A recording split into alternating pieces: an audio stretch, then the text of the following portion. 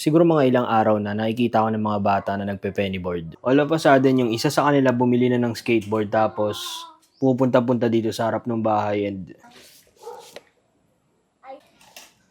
dumating na rin yung package ko sa Lazada. Bumili kasi ako ng mas maliit na tripod.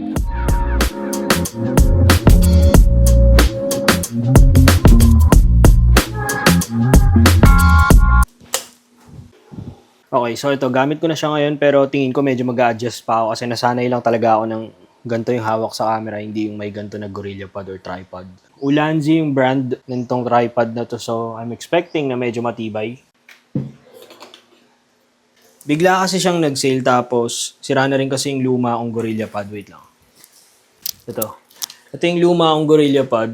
Tapos napakadali na rin niya ma-detach. Ayan. Pang cellphone lang kasi talaga to, hindi siya pang camera. Kaya siguro bumigay na lang din. Ang ayoko lang kasi minsan sa paggamit ng ganito, takaw attention siya sa public. Hindi kagaya minsan kapag camera lang yung hawak, mas madali itago. Kung napaka-flexible lang sa lens ng Action 5, mas gusto ko gamitin yung mga ganun kasi sobrang liit lang talaga. Itong R8, maliit na rin naman siya kung tutusin sa regular na mirrorless camera. Pero yung mga action camera, mas magiging convenient, mas mapapadali yung vlogging, tapos mas, alam mo yun, mas less exposed ka sa public kapag ka ginamit mo yun. So, hindi natin alam. Alay natin yung mga camera company ngayon. Gumagawa na pala ng mga maliliit na batch ng camera.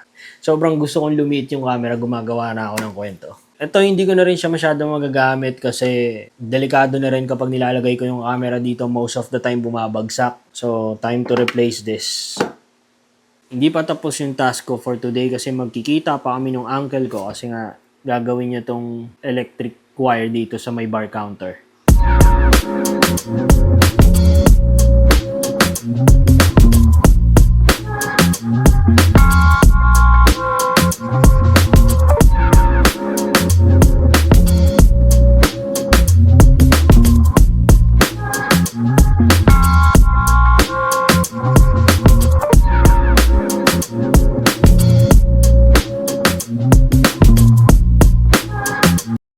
So kahapon bumisita yung tito ko. Ngayong araw naman, yung best friend ko. Minsan may mga moment na gano'n na parang yung mga tao bigla ang binibisita for some reason. Tapos nagsasabay-sabay. Basta may ganong episode minsan eh. For a way to take this from me, but I never been no dummy. Moving silence with this money, and keep away from me. Just get from around me, acting funny. I don't do this shit for them, I do this for the ones who love me. And we built this from the bottom, can't nobody tell you different. Been gone for a Okay, so yung agenda for today, pupunta kami ng Bacoor ng tito ko. May aasikasuhin lang kami doon na something important na involve yung lumang bahay namin doon. Tapos kung meron pang time, baka dumaan ako ng SM Bacoor, titingin ako ng sapatos kasi nga sira na yung sapatos ko. Okay. Oh, so before we go, let's do some quick outfit check.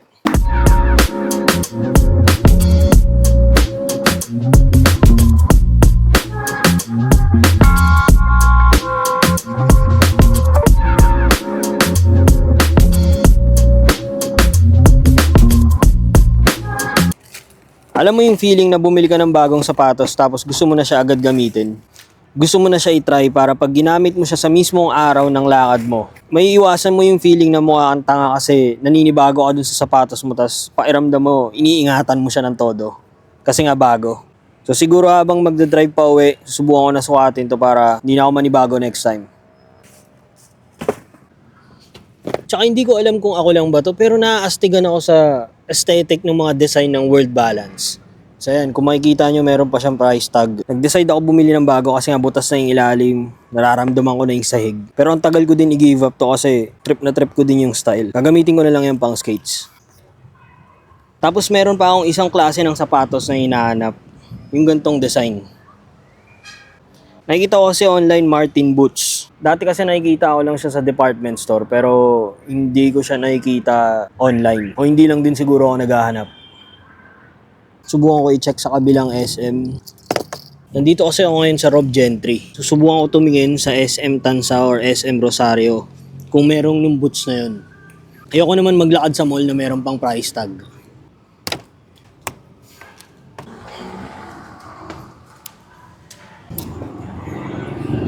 Minsan may experience mo pa yung merong trip na sapatos, sabay wala silang size para sa'yo. Pero swerte ako ngayong araw, meron silang size para sa akin. Kahit maliit.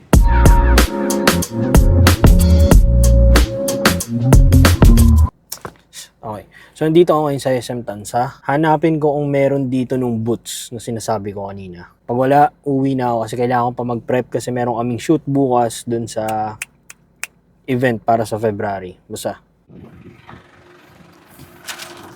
Unfortunately, wala nang hinahanap ko. Kaya mapipilitan akong tumingin na lang online. At least, alam ko na kung anong tawag dun sa ganong klaseng sapatos.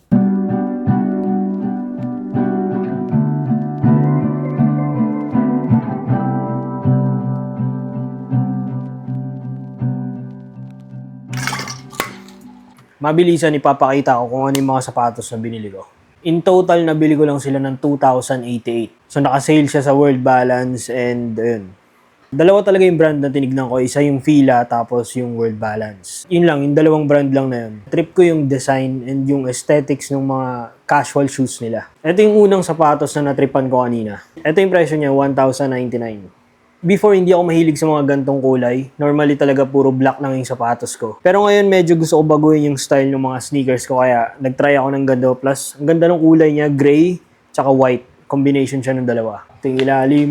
Minsan nangyayari talaga sa akin yun. Doon pa ako sa sale nakakakita ng mas trip ko na design. Pero yung mga hindi naka-sale na worth 3,000, 4,000 dun sa casuals nila, wala, parang walang dating. Tapos, ito yung pangalawang sapatos na pinik ko. Sakto lang yung fit niya sa akin. Tapos, yung presyo niya, ganun lang din, 1,099. So, sinabi ko yata kanina, 2,088. Hindi ako sure kung yun yung total price. Kita nyo naman siguro yung konting design niya. Iba talaga kasi yung dating sa akin ng black na sapatos, tas white lang yung soles. Soles ba tawag dito? Basta black yung pants, tapos partneran mo ng gantong klaseng shoes din. Para sa akin wala. Maganda tignan, maganda yung combination. Kaya ever since college, ganito na yung klaseng color ng sneakers, yung hindi nawawala. Sa February, merong event yung musician ko na friend. Tapos ako yung magsushoot nung overall day event nila. First time ko gagawin mag-shoot ng musical event. Yung concern ko kasi dito is first time ko mag-shoot ng musical event. Yung pinaka-main na kailangan ko makuhaan dito, yung mga nagpa-perform sa stage. Ngayon, syempre live music yun. Hindi ko pa alam kung ano yung tamang way para makapture ko rin yung audio ng malinis. Kaya bukas pupunta kami sa studio nung magpapa-event sa February. Tapos iti-testing namin doon kung ano yung magiging output ng audio kapag ni-record lang, gamit lang tong wireless mic na gamit ko. Sana maging successful yung audio, kahit pa paano malinis, yung kung ano lang din yung i-expect mo kapag live. Pero hindi yung sobrang ingay na halos tao yung naririnig. Yun yung pinakamadaling method na alam ko, pero hindi ko alam yung iba pang ginagawa nila na parang meron silang source ng audio na meron pa silang isang recording device. Ewan ko, medyo complicated na yung bagay na yun. Tsaka ang hirap niya i-search sa YouTube.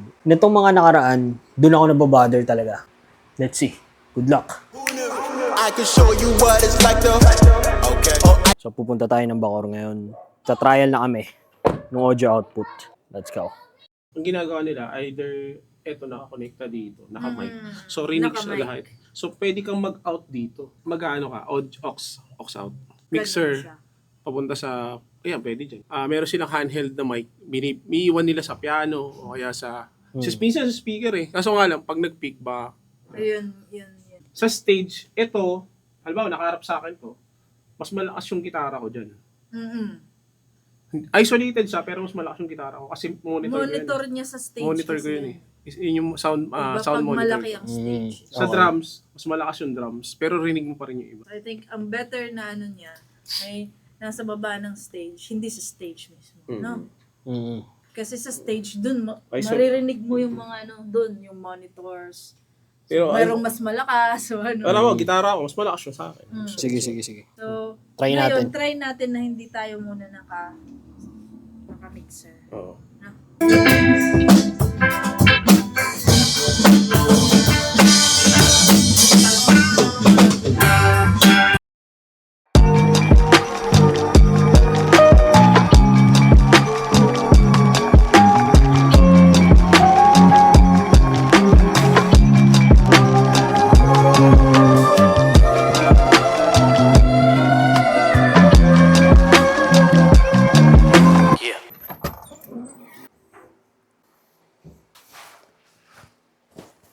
So yung resulta nung audio check na ginawa namin nung Saturday, hindi ako pwede mag-rely sa wireless microphone na to. Kahit backup, unfortunately, hindi siya pwede. Hindi makapture yung voice ng tama, hindi rin makapture yung bass. Yung somewhat maganda lang yung tunog is yung lead guitar pati yung drums. Naka-lowest na yung gain sa settings ng wireless tsaka nitong camera.